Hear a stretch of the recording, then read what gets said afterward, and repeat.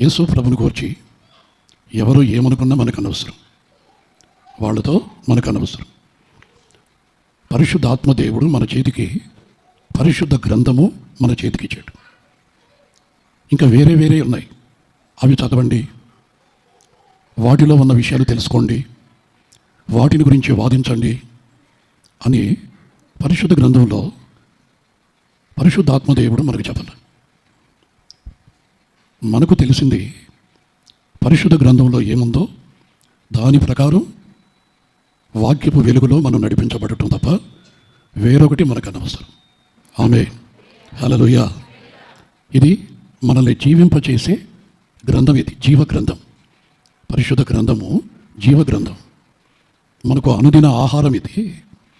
దీనిని మనం చదివి ఈ వాక్యాన్ని మనం భుజిస్తే, మన హృదయంలో భద్రపరుచుకుంటే ఈ వాక్యము మనల్ని జీవింపచేస్తుంది. లోకం కొరకు కాదు, దేవుని కొరకు మనల్ని జీవింపచేస్తుంది. మనుషుల ఎదుట యేసు ప్రభు యొక్క సుగుణాలు మన ద్వారా బయలుపరచబడేటట్లుగా ఈ పరిశుద్ధ గ్రంథం మనకు మన ఆత్మీయ జీవితం కొరకు మనల్ని భద్రపరిచే గ్రంథం ఇది. కనుక ఇందులో రాయబడిన మాట, ఆయన ఇక్కడ లేడు, ఆయన లేచి ఉన్నాడు. జీవింపచేసే మాటలు విడిచి ఎవని యొద్దకు వెళ్ళెదను, విశ్వసించితిని జీవపు ఊటవు నీవేనని.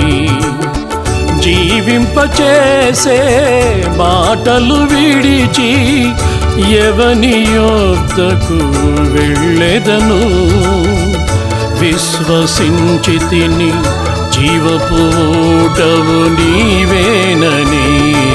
ప్రియమైన నా యేసయ్యా, ఎప్పుడో నీ రాకడా